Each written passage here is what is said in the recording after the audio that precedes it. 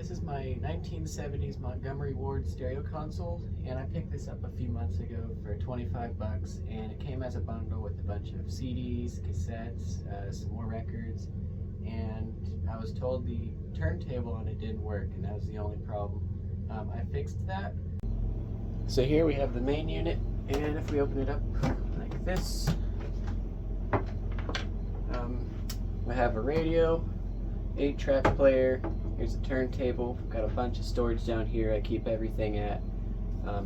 Headphone jack. Yeah, there's a whole lot going on here. So we've got AM radio, FM radio, FM stereo. It's a phonograph, tape player, and aux. Now I haven't tried that one yet, so everything else works as far as I know. The 8-track player, the program button doesn't work, so it's only playing one track. I haven't fixed that yet. It seems like it'd be really difficult too. Now the turntable on top is a Voice of Music, I think 2533 or something. I might be wrong on that, I'm just going off memory. And it's a record changer. I am having a little bit of issues getting it to go automatically. I might need to get the manual and learn how to reset it because it doesn't work completely. So turning it on, just got the power button right here. I've got it set to FM stereo, and it'll just start right up. And I got balance. The bass, it sounds really good. It's got really good bass. I'll turn that down. But yeah, everything's fully functional. You know, I can change the tuning. I got the AFC on right now, so it'll just connect as soon as it can, you know.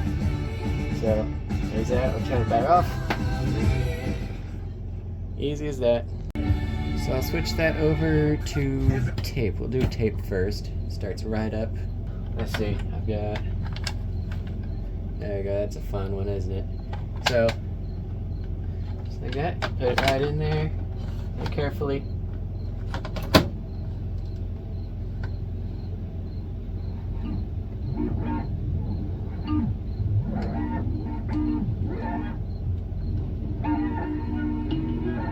Just needs a little bit of.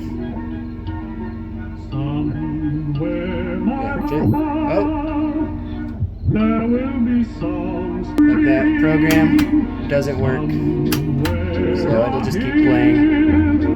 Let's go ahead and take that back out. Put that back. So very fun. I don't know. 8-tracks kind of stress me out a little bit, so I don't mess with them too much because a lot can go bad, and I don't want to tear this thing apart, you know. And next up is my favorite part.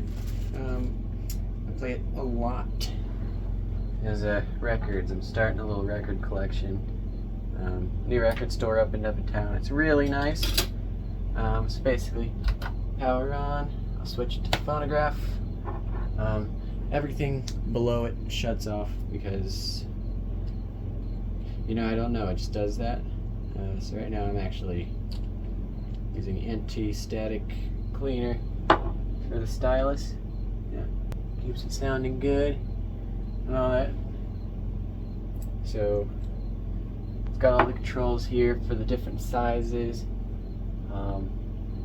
different speeds.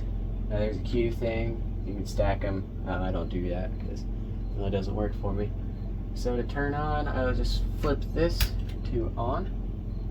It'll start right up. This takes a second to start spinning. Oh, that's at the end of the cycle. See, this is my problem right here. I have to manually spin it, and then it starts moving. See that? And it'll set back. I have to keep doing it. It'll come back out forward and drop that.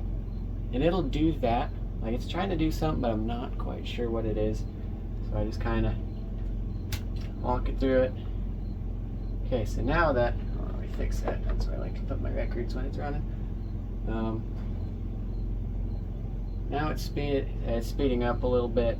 Like I said, sometimes I'll have speeding issues, but that's just from me putting too much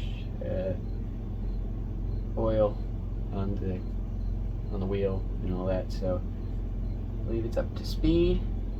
So then all you gotta do is set it like that. If I press it, it's gonna do the same thing that it did before.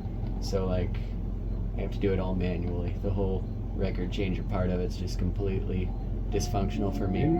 So, there's that. It's like when I'm done, let's see, I'll do it this time. I'll pull it back so it'll lift itself. And it starts to, but it's just too much pressure, so I think I'm gonna have to re-grease some stuff just to get it going a little bit better. But it works. And it shuts itself off. So, yeah, there's that. So as far as the audio quality goes, it sounds really nice. You know, I'll put it on radio, and the bass is really clear. Everything's really clear.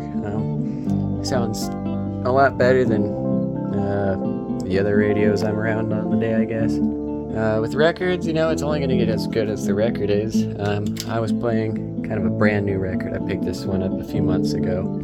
That and the stylus and all the old equipment, that's all original. So it's running on an old stylus and all that. I don't know if it's ever been replaced or not, so it could be the original stylus, and it still sounds really good. And I am thinking of getting a new stylus eventually, just in case, you know.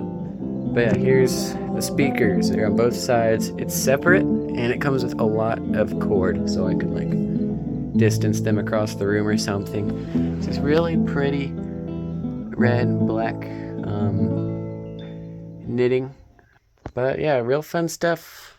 Always check Facebook Marketplace. You never know what you'll find. Like I said, this is $25 and it came with a whole bunch of records, stuff like that. And I was just kind of recording this to kind of show off all of it, because a lot of this stuff you don't see very much online. Nobody really shares this stuff. So yep, there's the stereo console. I can answer any questions if you're looking at one of these. You got stuff like that or whatever.